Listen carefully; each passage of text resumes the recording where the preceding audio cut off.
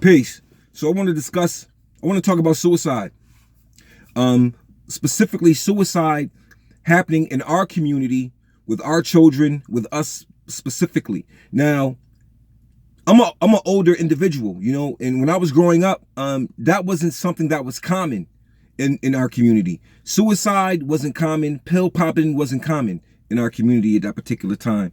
Those are things that we've never really faced. I don't know anyone who committed suicide as a child when I was growing up. No one. I met people later on in life, where suicide was committed much later on in life.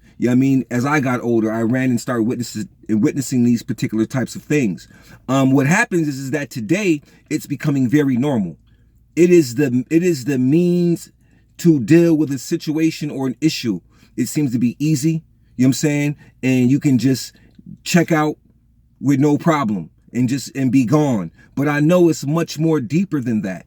And that's the thing that I want to recognize, that I want to realize, is that suicide is not just a selfish idea, as some people may say. A lot of people say that is very selfish because you leave people behind and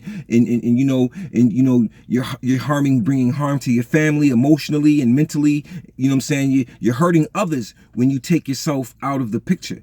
But what many of us maybe don't understand is what state and condition is the individual in when they're getting ready to take themselves out of commission. You understand what I'm saying? We tend to not look at the mind state of the individual. We don't know how they have been traumatized. We don't know what they are going through. You understand what I'm saying? So it is best for us to begin to be more humane to a person's condition and circumstances. You understand what I'm saying? Because a smile may save a life. Seriously. I'm serious. The way we treat others, may have a lot to do with why a person may commit suicide. The way that we may deal with a person's differences, or the way a person thinks, or so on and so forth, or the ideas of a person being shared and it's rejected, and so on and so forth. These things may have a tendency to cause a person to feel like nobody cares. I don't know. I'm exploring the topic. I'm putting it out there because it's something that we need to discuss. Because it's running rapid amongst our community. Do we have the tools and the resources to actually identify the signs and symbols of suicide? Are we able to be proactive and stop the suicide before it occurs? You understand what I'm saying? Because I'm sure there are signs and symbols. Because a person who's going to commit suicide, I know that they're reaching out in some form or another. If they're not constantly reaching out like, I need some help, they're doing other things. Other signs and symbols that may lead to the idea that this person is suffering in some type of way, in so much of a way that they are not receiving the tools they need to cope with the adversity that's bugging them or eating them away. You understand? So we have to look at side factors, that have a play in this situation. For instance, with our youth, we have this thing called bullying.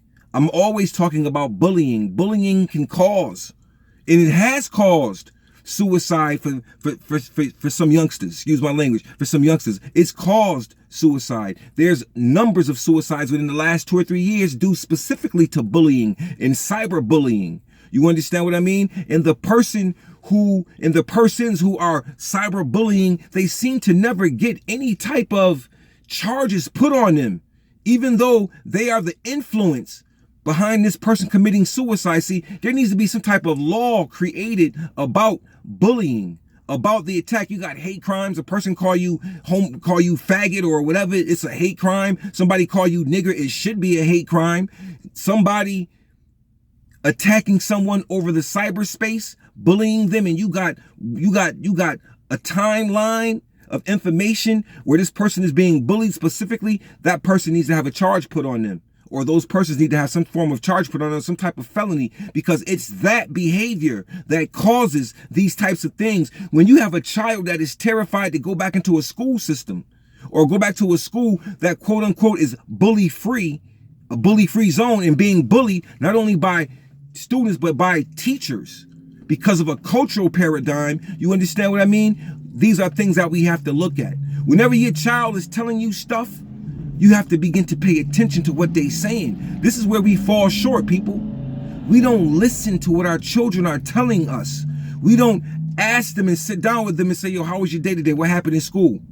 How do you get along with your teachers? I do it all the time to my children. I sit down with them and ask them questions that's pertinent. You understand? Because once they see that you care, that you are asking questions, they may be able to come to you in confidence and share with you experiences on why they may feel in such a way that they want to end their lives. And you may be able to stop that from happening because you've got the signs and symbols ahead of time.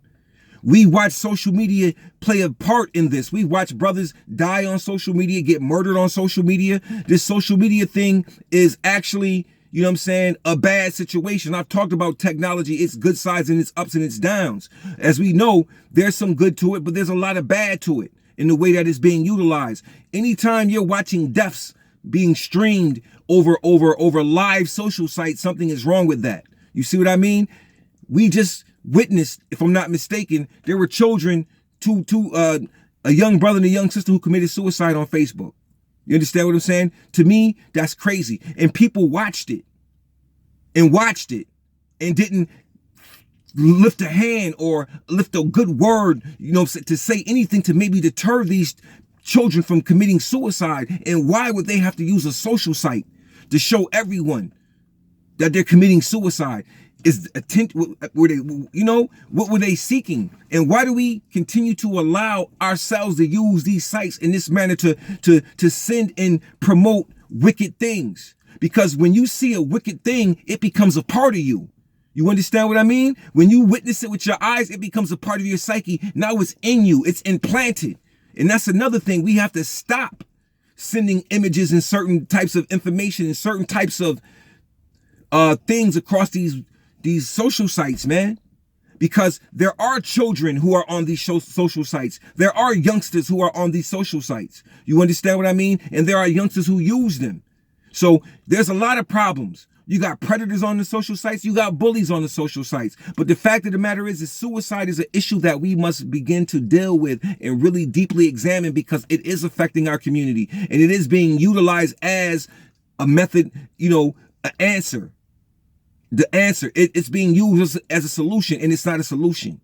You understand? So with that being stated, I just wanted to share that. That's my feeling on the suicide thing. We need to examine more closely what we're doing with our children. We need to examine more closely what they're doing and what they're going through. We need to sit with them and ask questions and talk to them and allow them to have the floor where we don't cut them off, where we listen to their experience. You understand what I'm saying? And listen with an open ear, not listen just to respond or to react, but listen to actually understand the condition and the circumstances in which they are going through. So with that being said, pay attention.